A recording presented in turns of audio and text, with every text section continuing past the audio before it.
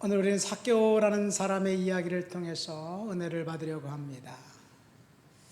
제가 1964년 4월 5일 부활주일날 유아 세례를 받았습니다. 당시 고향교회에 미국인 선교사님이 오셔서 돌아다니면서 세례를 주고, 전도사님이 계셨기 때문에 미국인 선교사님 위임스 목사님이라는 분에게 세례를 받았어요. 저는 기억이 하나도 안 나요. 근데 그분이 세례받은 저에게 책을 하나 선물을 했어요. 한쪽은 칼라로 된 그림, 한쪽으로 된 글이 있는 책이에요. 신약 성경의 폭풍을 잔잔케 하시는 예수님, 장님의 눈을 뜨게 하신 예수님. 그런데 저는 그 책을 난쟁이 삭개오 책이라고 했어요.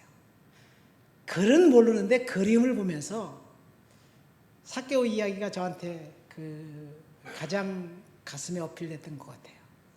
근데 어느 순간 그 책을 다 찢어버리고 없어졌어요.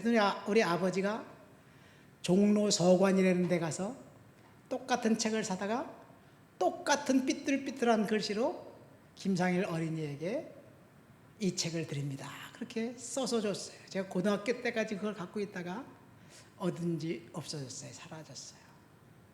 삭개오에 대한 첫 인상은 저에게 너무너무 좋았어요. 그래서 근데 고등학교를 제가 부산기회공고라는 그런 학교를 갔습니다.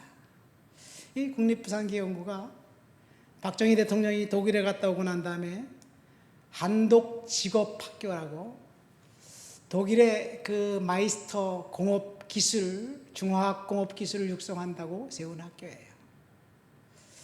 제가 입학할 당시만 해도 공부 잘하는 학생들이, 중학교에서 가난한 아이들이 그 학교에 가서 기숙사에 살면서 공납금을 면제받고 그렇게 살았어요. 기숙사에 살면서 제가 학교 앞 해운대역 근처에 있는 해운대 감리교회라는 교회를 다녔어요. 고등학교 3학년 때 제가 6개월간 학생회장을 했어요.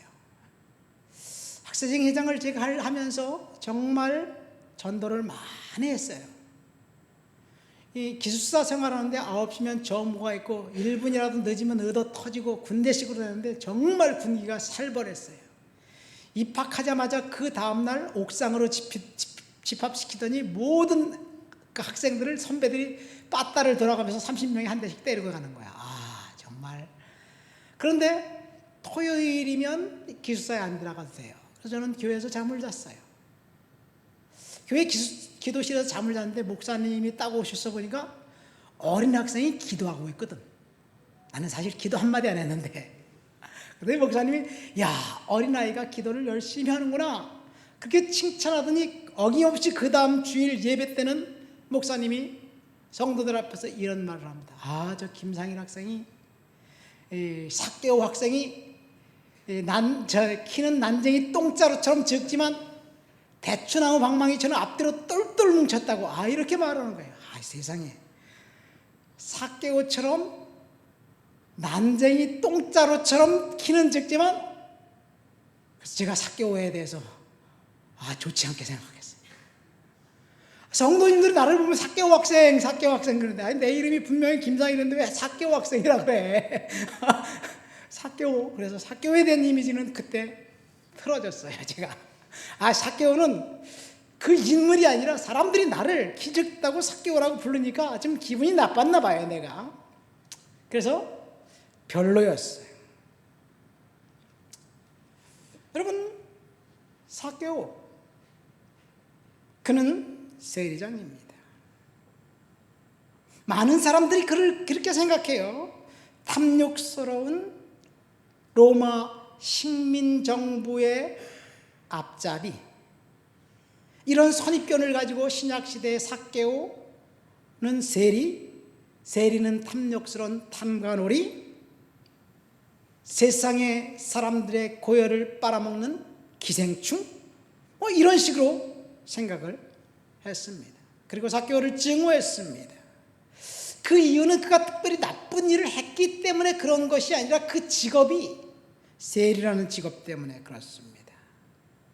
이 세리라는 직업은 그 로마 식민정부의 백성들의 돈을 걷어서 갖다 바치니까 그 식민지 지배를 받고 있던 사람들 입장에서 볼 때는 매국노임에 틀림없어요.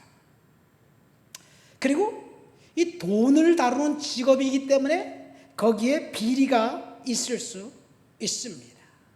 그렇죠.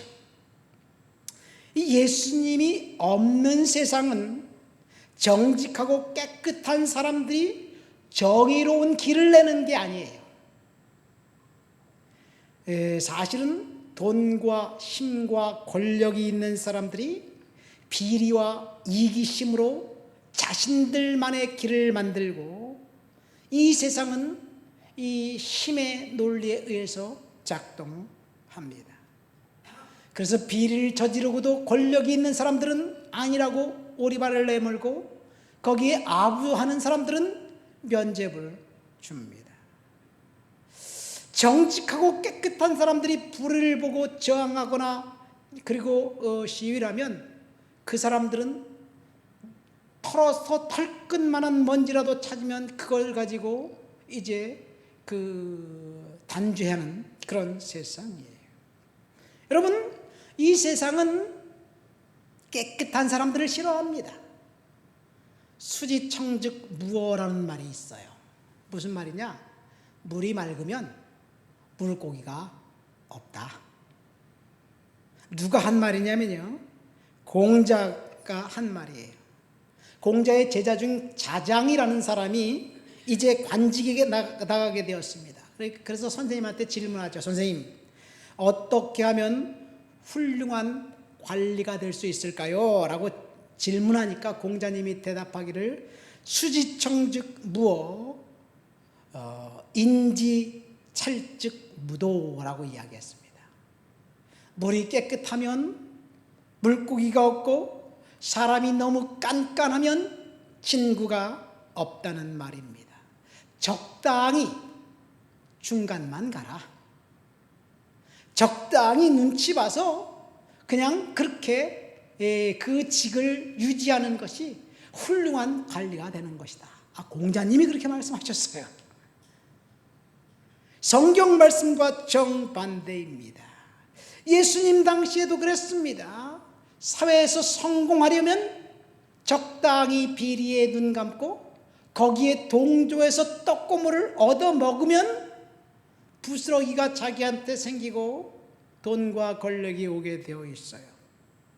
윗사람이 부정한 일을 저지르는 것 때문에 가슴 아파가지고 그 열불이 나면 속병만 생기는 거예요. 속병만. 빨리 거기서 나와야 돼요. 여러분, 이 세상은 그렇게 작동하고 있습니다. 예수님 당시 세리들, 그 세리들은 로마 정부에 이제 그 세금을 바치는 사람이기 때문에 많은 사람들이 세리를 죄인이라고 생각합니다. 저 역시 삭개오에 대한 선입견은 그래서 그런지 몰라도 좋지 않아요. 삭개오 하면 나를 건드리는 것 같아서 그렇습니다. 맥스 루케이드라는 목사님이 삭개오에 대해서 이렇게 말을 했어요. 삭개오 세리들에 대해서 이렇게 말했습니다.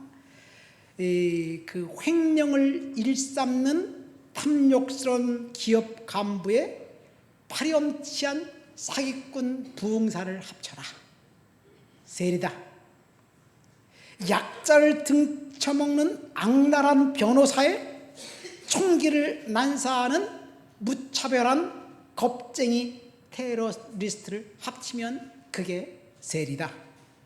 포주에 죽어가는 양심에 마약 밀매업자의 윤리의식을 덮으면 세리라는 얘기예요.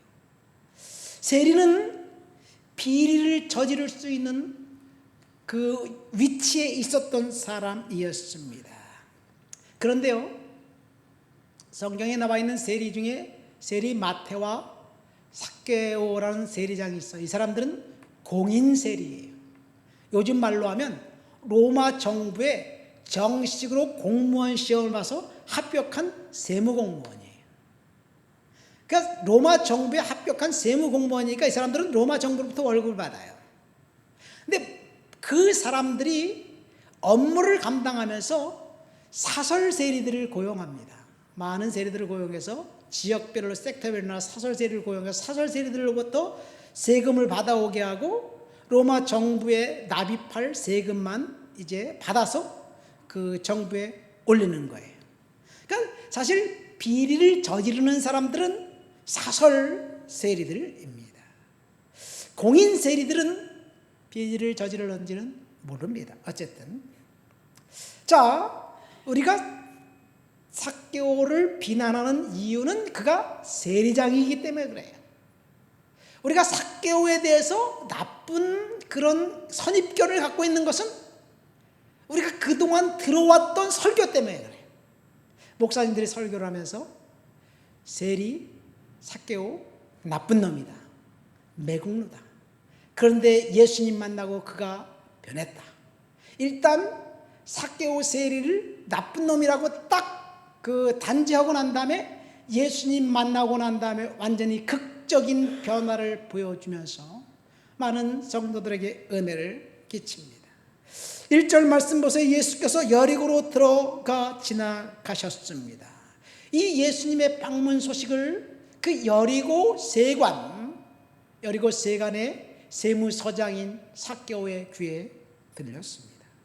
삭개오는 그가 세무서장이기 때문에 사람들이 세리를 수근거리면서 나쁜 놈, 그 매국노라고 자기를 욕하는 걸 다 알고 있습니다. 그래서 그는 예수님을 만나고 싶었어요. 예수님을 만나고 싶었는데 예수님을 만날 수 있는 방법이 없었습니다. 왜냐하면 많은 사람들의 에워싸여서 그 길을 지나가기 때문에 그렇습니다. 2절부터 5절 말씀 보세요. 삭개오가 이제 2절 보니까 삭개오라 이름하는 자가 있으니 세리장이요 또한 부자라. 성경은 이렇게 설명해요. 비를 일삼는 악덕 세무쟁이 삭개오가 아니라 세리장이요 부자라. 예수께서 어떤 사람인가 보고자 했는데 그가 키가 작아서 볼 수가 없어 돌 무화과 나무에 올라갔다. 그런데 마침 예수님께서 그 길을 지나가시다가 이 돌 무화과 나무 밑에서 딱 멈춰서 삭개오야 내려오라 그렇게 불렀습니다. 예수님을 만나고 싶었는데 그는 만날 수가 없었습니다. 여러분, 신체적인 장애가 그를 예수님을 만나지 못하게 했는지, 사회적인 장애 때문에 그가 예수님에게 다가갈 수 없었는지, 어쨌든 그는 예수님을 만날 수 없었습니다. 사람들의 눈을 피해 예수님이 지나가는 길목, 그 나무 꼭대기에 올라가서 예수님의 얼굴만 한 번 보는 것이 그의 소원이었어요. 그래서 그는 예수님 얼굴 한 번 보려고 나무 꼭대기에 올라간 거예요. 창피하지 않았을까? 사회적인 지위가 있는 사람인데 창피했을 것 같아요. 그런데 그는 나무 꼭대기에 올라갔습니다. 그의 마음을 아신 예수님께서 삭개오가 올라간 나무 밑에 의도적으로 오셔서 멈춰셨어요. 그리고 삭개오야 내려오라. 여러분, 나무가 길 가운데 있나요? 길 옆에 있을 거 아니에요. 예수님은 길을 지나가시다가 의도적으로 길 옆에 있는 그 돌무화과 나무 그 밑에 딱 서서 그 삭개오를 바라보면서 내려오라 그러는 거예요. 여기서 우리는 한 가지 알 수 있는 사실이 있습니다. 이 삭개오가 예수님을 만나고 싶어서 그를 찾아간 것이 아니라 예수님께서 삭개오에게 찾아오셨다는 말씀입니다. 여러분, 저와 여러분들이 예수님을 만나고 싶어서 열정적으로 기도하고 뭔가 한다고 예수님이 우리에게 찾아오시는 것이 아니라 예수님께서 때가 되고 시간이 되면 저와 여러분들에게 찾아오셔서 만나 주실 줄 믿습니다. 그러고 보니까 성경에서 하나님을 만났고 예수님을 만났던 사람들은 모두가 다 하나같이 하나님이 직접 찾아가신 거예요. 하나님이 아브라함에게 찾아가셨습니다. 하나님이 아담에게 찾아가셨어요. 아담아, 내가 어디 있느냐?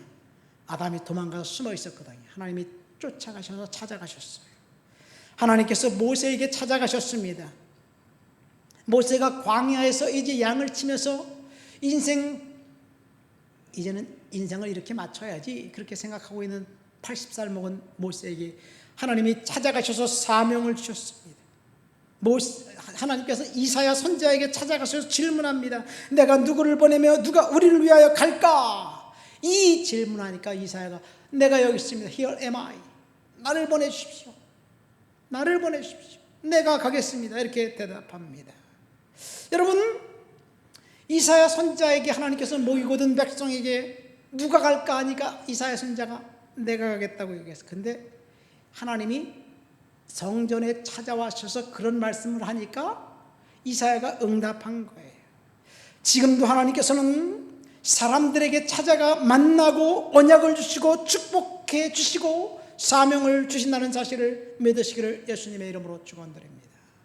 하나님이 지금 이 자리에 찾아오셔서 저와 여러분들을 부르셔서 사명을 주십니다. 하나님의 방문은 사실 일방적입니다. 일방적인 은혜입니다.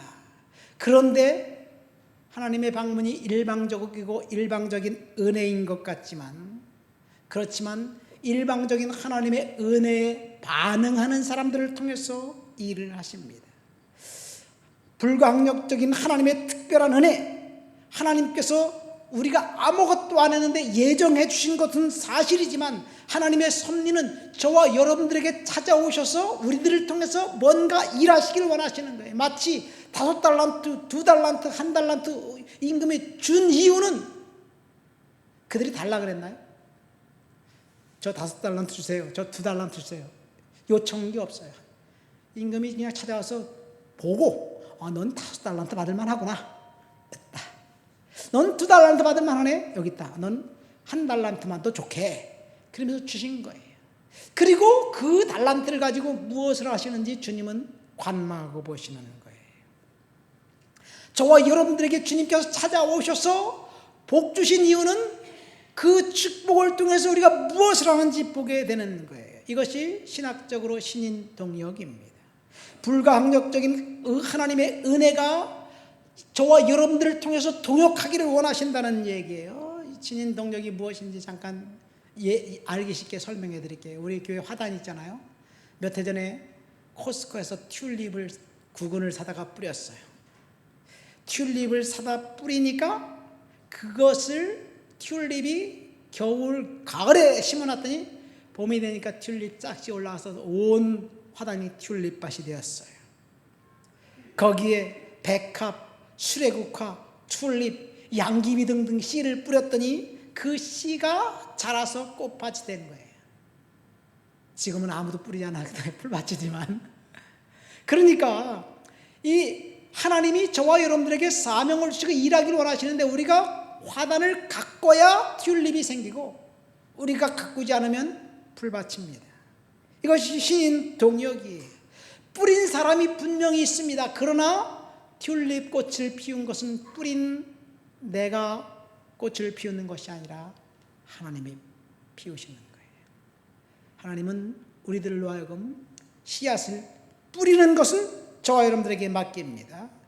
여러분, 출애굽 당시 하나님이 시내산에 있었던 이스라엘 백성들에게 강림하셨습니다. 하나님께서 찾아오셨습니다. 그래서 그들에게 구름 기둥과 불 기둥으로 인도하셨습니다. 그리고 그들의 필요를 하나님께서 공급해 주셨습니다. 그런데 어느 날 특별히 하나님이 임재했어요. 그러자 백성들이 무서워했습니다. 두려워했습니다. 하나님의 임재를 감당할 수 없습니다. 모세, 당신이 가서 하나님 만나고 우리에게 얘기해 주십시오. 우리가 듣겠습니다. 어떤 일이 있었나요? 하나님의 임재가 그 자리에 있었는데 하나님의 임재 가운데 들어가기를 거부했던 그 백성들은 모세가 40일간 시내산에서 하나님과 독대하는 시간에 그 40일을 참지 못해서 금송아지를 섬겼습니다. 이것이 사람들이 한 일이에요. 하나님의 임재가 저와 여러분들에게 있을 때 우리가 무엇을 하는지 우리는 순종해야 될 줄 믿습니다. 5절 말씀 보세요. 예수님께서 삭개오야 속히 내려와라. 내가 내 집에 유하여야 하겠다. 예수님이 삭개오에게 제안을 합니다. 1세기 팔레스타인에 예수님 당시에는 신분제도가 철저히 지켜졌습니다. 그들은 세리, 창녀, 거지 요 세 종류 사람들을 이 사회적으로 가장 낮고 천한 이 저주받은 사람들이라고 생각을 했어요. 그래서 그들과 교제하고 대화하고 식사하는 것조차 꺼렸습니다. 왜 거지를 그렇게 대우했는지 모르겠어요. 거지는 자기가 거지가 되고 싶어서 그런 건 아닌데, 물론 다른 뭐 창녀라든가 세리라든가 자기의 의도적인 결정이 있기는 합니다만 어쨌든, 그래서 세리와 창녀는 조선시대 백정과 비슷하다고 생각하면 됩니다. 양반들이 백정과 말도 섞지 않았습니다. 세리들의 차별은 그들이 세리들을 차별했기 때문에 안갚음으로 세금을 더 많이 취해서 걷어들여서 폭리를 취했는지, 그들이 세금을 폭리로 취했기 때문에 세리들을 차별하고 멸시했는지 모르겠어요. 그런데 사실은 사람들이 차별하고 멸시하니까, 그래 네가 나를 차별한다고? 그럼 너 세금 더 내. 그리고 수탈했는지 모르겠습니다. 예수님께서 세리인 삭개오의 집에 들어간다는 것 자체가 사람들에게 충격이었습니다. 여기서 한 가지 질문이 있습니다. 삭개오가 예수님을 초청했나요? 아니에요. 삭개오가 예수님에게 식사 대접을 하겠다고 했나요? 아닙니다. 예수님이 먼저 말씀하셨어요. 예수님께서 저와 여러분들의 마음을 다 아시고 계시기 때문에 주님께서 우리의 마음에 우울한 감정, 상한 심령, 우리가 하나님 앞에 기도하는 기도 제목 다 알고 계시기 때문에, 어떤 사람은 번민과 열등감 이런 것 때문에 힘들어하는 것을 알고 계시면서 주님이 찾아오셔서 삭개오를 만나 주신 것처럼 저와 여러분들을 만나 주시게 될 줄 믿습니다. 삭개오를 만난 후, 삭개오가 예수님을 만난 후 그 인생은 180도 달랐습니다. 지금까지는 자기 직업에 충실했고 사람들의 비난을 받으면서 외로웠지만, 예수님을 만나고 난 다음에 이제는 떳떳하고 당당하게 인생을 살기로 결정했습니다. 8절 말씀 보세요. 주여 보시옵소서, 내 소유의 절반을 가난한 자들에게 주겠사오며. 여기 중요한 단어가 있어요. 만일 누구의 것을 속여 빼앗은 일이 있거든 내가 네 갑절을 갚겠습니다. 이것이 무엇을 의미하나요? 삭개오는 우리가 생각했던 것처럼 나쁜 사람이 아니었다는 이야기예요. 삭개오는 그동안 목사님들에게 설교를 들었던 것처럼 아주 파렴치한 나쁜 공무원이 아니었던 거예요. 그는 부자인 게 틀림없습니다. 근데 그 부자가 남의 것을 착복하고 횡령해서 부자가 됐다고 사람들은 지금까지는 들었는데, 만약에 그가 남의 것을 착복하고 횡령해서 부자가 됐다고 한번 생각해 봐요. 절반을 팔아서 절반을 가난한 사람들에게 나눠주고 나머지 절반으로 자기가 횡령한 그 사람에게 돈을 4배로 갚겠다면, 그가 돈이 얼마나 많이 있어야 그 돈을 갚을 수 있을까요? 돈이 많다면 많을수록 횡령한 액수가 그만큼 많아질 것인데, 그러면 계산이 안 됩니다. 그리고 그 자리에 수많은 사람들이 있었기 때문에 내 돈 내놔 그러면서 삭개오에게 달려들 사람들도 분명히 있었을 것입니다. 그런데 그는 당당했어요. 그래서 당신들 누구든지 내가 당신의 돈을 횡령한 것이 있다면 나한테 말하세요.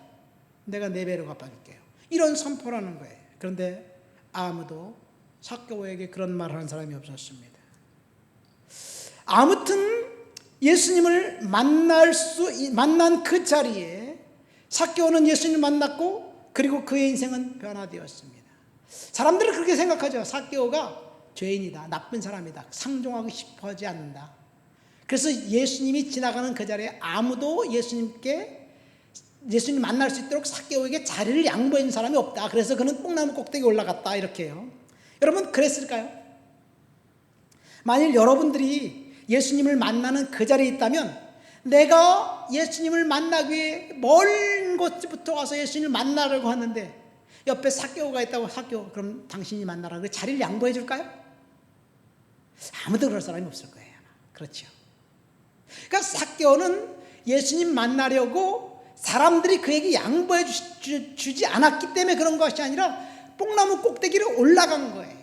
마치 12해를 혈루증을 앓았던 여인이 수많은 군중들을 뿌리치고 그 다음에 그 사이를 지나가서 예수님 옷자락을 만진 것처럼, 수로보니게 여인, 자신의 딸이 이제 귀신 들려서 고생하고 있는 그 이방인 여인이 예수님에게 찾아가서 예수님을 만나려고 했던 것처럼, 그 12의 혈루증 앓았던 여인이나 수로보게 여인은 사람들을 헤집고 예수님 만나려고 가기로 결정했고, 그는 뽕나무 꼭대기에 올라가서 주님을 얼굴을 보려고 결정한 거예요.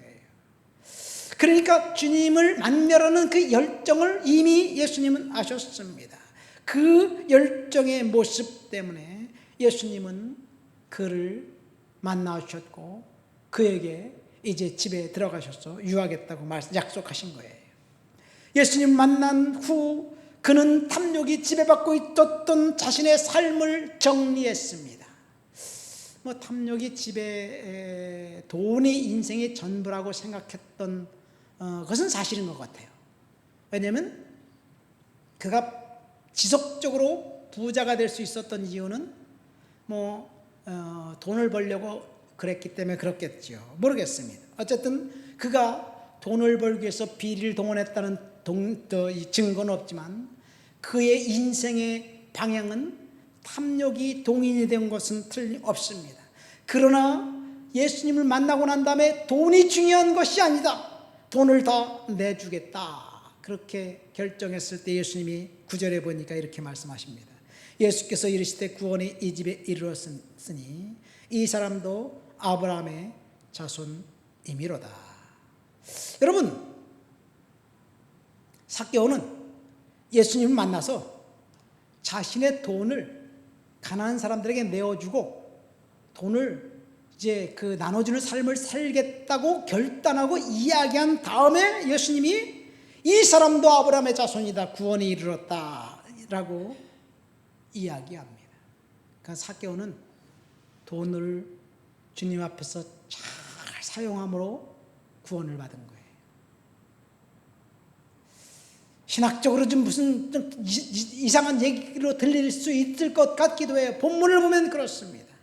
그런데 그러니까 보니까 삭개오라는 이름 자체가 깨끗한 사람이에요. 주님의 열정을 갖고 있었던 사람이에요. 그는 이제는 더 이상 탐욕에 지배받는 사람이 아니라 예수님의 말씀 복음에 지배받는 사람이 되었습니다. 여러분, 우리가 삭개오를 통해서 배울 수 있는 것은 하나님께서 저와 여러분들에게 주신 물질과 재능과 능력을 통해서 하나님 영광 드리는 그런 삶을 살도록 주님께서 저와 여러분들에게 촉구하시는 거예요. 사도 바울 곁에 많은 동역자들이 있었습니다. 로마서 16장에 보면 바울의 동역자들 이름을 한 사람 한 사람씩 불러서 축복하는데, 이 동역자들 때문에 사도 바울의 선교 사역에 동인이 되었고 사역을 끊임없이 진행할 수 있었습니다. 예수님 사역에 동역자들이 있었습니다. 가룟 유다는 예수님 사역에 필요한 돈을 맡아 이제 감당하는 출납하는 회계원이었어요. 그러니까 누군가로부터 후원을 받았고 그 돈을 가지고 사역했다는 얘기예요. 예수님의 후원자들은 여성들이었습니다. 마르다, 마리아, 기타 이름도 없는 많은 사람들이 예수님 사역에 도움을 주었습니다. 저와 여러분들이 하나님께서 주신 물질을 가지고 하나님 사역에 사용해야 될 줄 믿습니다. 그런데 누가복음에 보면 19장에, 우리가 읽은 본문 19장에 삭개오가 나오죠. 바로 앞에 누가 나오냐면 부자 청년이 나옵니다. 그러니까 이게 그 누가가 의도적으로 편집을 한 거예요. 부자 청년, 부자 관리, 이 청년이 나옵니다. 그 사람 삭개오처럼 돈이 많은 사람이었어요. 부자 관리는 영생에 대한 목마름 때문에 예수님에게 찾아와서 영생을 얻으려면 내가 무엇을 해야 될까요? 삭개오식으로 말하면 오늘 내가 구원을 받았다라고 이야기했으니까 구원을 받으려면 내가 무엇을 해야 될까요? 질문합니다. 여러분, 우리가 구원 받으려면 어떻게 해야 되나요? 예수 천당 불신죠. 예수 믿어라. 그럼 구원 받는다. 다른 거 필요 없어. 예수만 믿으면 돼. 그럼 구원 받아. 우리 이렇게 들었어요. 근데 누가복음 18장에 부자 청년이 예수님께 나와서 내가 영생을 받으려면 무엇을 해야 합니까? 라고 질문하니까 이 부자 청년이 부자 청년이 예수님께 질문하니까 예수님 부자 청년에게 이렇게 대답합니다. 계명을 지켜라. 여러분, 계명 지킨다고 구원받나요? 우리는 그렇게 배우지 않았어요. 근데 예수님이 계명을 지켜라. 무슨 계명입니까? 내가 계명 다 지켰는데요. 내 이웃을 내 몸같이 사랑하고 그리고 10계명을 다 지켰고 나는 윤리적으로 그 계명, 그 신앙적으로 깨끗하고 살았습니다. 당당하게 얘기하는 거예요. 그리고 그 부자 청년의 주위에 있는 모든 사람들이 다 그를 칭찬합니다. 이 사람은 신앙도 좋고 헌신도 많이 하고 헌금도 많이 하고 정말 율법을 철저하게 잘 지켰던 사람입니다 라고 칭찬합니다. 예수님도 그가 율법을 잘 지켰다는 사실에 대해서 칭찬합니다. 그런데 너에게 한 가지 부족한 것이 있다. 그러면서 예수님이 뭐라고 말씀하셨나요? 내 재산을 팔아 가난한 자들에게 나눠주고 나를 따르라. 그러니까 이 부자 청년이 영생을 얻고 싶어서 예수님에게 자기가 지금까지 경건하고 거룩하게 살았다는 사실을 뽐내면서 자랑하고 싶어서 왔는데 예수님은 그 마음을 아시고 너 돈 많지? 그 재산 다 팔아서 가난한 자들에게 나눠주고 나를 따라. 그러니까 이 사람이 어떻게 했어요? 슬픈 기색을 띠고 주님 옆에서 떠나갔습니다. 근데 이 사건, 부자 청년의 얘기가 마태, 마가, 누가복음 세 복음서에 다 나옵니다. 영생에 대한 목마름 때문에 예수님에게 찾아온 사람은 딱 두 사람이에요. 첫 번째는 이 부자 청년, 두 번째는 니고데모입니다. 니고데모도 슬픈 기색을 띠고 갔지만 니고데모는 나중에 주님께 찾아가서 주님 앞에 제자가 돼요. 이 부자 청년은 끝내 주님에게 돌아오지 않습니다. 무엇 때문에? 돈 때문에. 그가 어떻게 부자가 됐는지 모릅니다. 조상으로부터 물려받은 것인지 자수성가했는지 모릅니다. 한 가지 아는 사실은 예수님이 그를 불렀어요. Follow me. 나를 따라라. 베드로를 불렀을 때 Follow me 그랬어요. 야고보와 요한을 부를 때 Follow me 부르니까 그들은 배와 그물과 부친을 버려두고 다 버려두고 주님을 따랐어요. 이 부자 청년은 어쩌면 예수님께서 Follow me 나를 따르라는 부름은 예수님의 제자로 부른 부름이었는지 모르겠어요. 돈 때문에 예수님의 13번째 제자가 될 축복 기회를 차버렸습니다. 그리고 떠나갔습니다. 이 젊은 관리는 돈 때문에 결국 예수님을 떠났고 삭개오는 돈으로 인해서 오늘 너도 아브라함의 자손이다. 이 집에 내게 구원이 이르렀다. 주님이 말씀하셨어요. 그러니까 돈이 어떤 사람에게는 예수님께 가는 길을 방해하기도 하고 어떤 사람에게는 돈이 예수님의 영광을 드리는 그 자리에 설 수도 있게 만듭니다. 여러분, 지금 삭개오를 통해서 저와 여러분들에게 주시는 교훈이 뭔가요? 나에게 있는 재능과 돈과 달란트와 그 무엇이든지 하나님께 드리고 제자가 되라는 제자의 삶을 살라는 거예요. 돈이 없는 사람에게 돈을 바쳐라. 그래야 제자가 된다. 이게 아니에요.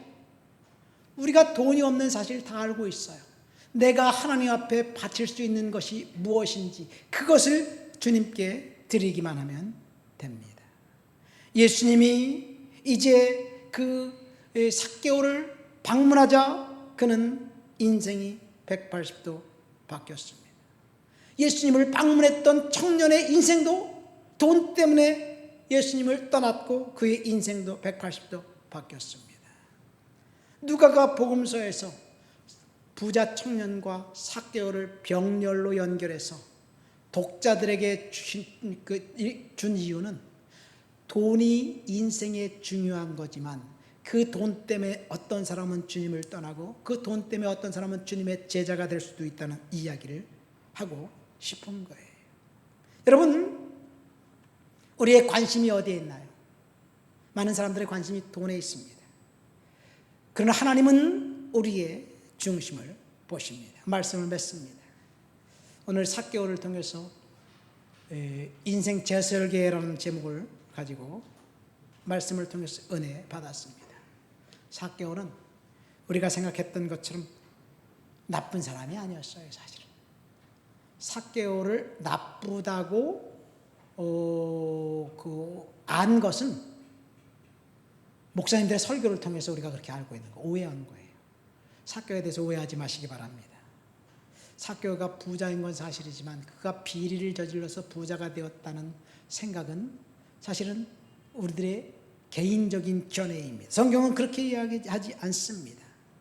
삭개오가, 그럼에도 불구하고 삭개오가 극적인 변화가 있었던 것은 그가 예수님을 만나기로 결단했고 그가 나무 꼭대기에 올라가서 주님을 얼굴을 보려고 했던 그 열정이 주님으로 하여금 삭개오가 올라가 있는 나무 밑에 멈춰서서 삭개오야 내려와라 이렇게 말씀하게 하시는 거예요. 여러분, 저와 여러분들이 하나님 앞에서 어떤 삶을 살아야 할까? 삭개오처럼 주님을 향한 열정은 우리들에게 필요합니다. 주님을 만나고 주님 앞에 최선을 다해서 우리의 삶을 드리려는 노력, 그 열정을 주님은 보시고 저와 여러분들에게 찾아오셔서 하나님의 놀라운 은혜를 허락해 주실 줄 믿습니다. 우리 말씀을 생각하면서 통성으로 기도합니다. 삭개오처럼 주님의 은혜 가운데 살아갈 수 있는 하나님 백성, 하나님 자녀 될 수 있도록 주여 도와주시옵소서. 기도합니다. 하나님 아버지 감사합니다. 오늘도 주님 앞에 날 올라와 주님을 높여드리고 주님을 찬양합니다. 주님을 예배합니다. 주님 영광 받아 주시옵소서. 우리의 삶을 통해서 하나님 영광이 드러나게 도와주옵소서. 우리의 능력을 통해서 하나님 영광이 드러날 수 있도록 주여 도와주시옵소서. 하나님 이 땅을 살면서 우리들에게 허락해 주신 재정과 우리들에게 허락해 주신 재능과 아버지 우리에게 허락해 주신 달란트와 하나님 아버지 여러 가지 장점을 통해서 주님의 영광 드리는 그런 하나님의 자녀 하나님 백성 될 수 있도록 주여 도와주시옵소서. 주를 높여드립니다. 예수님의 이름으로 기도합니다.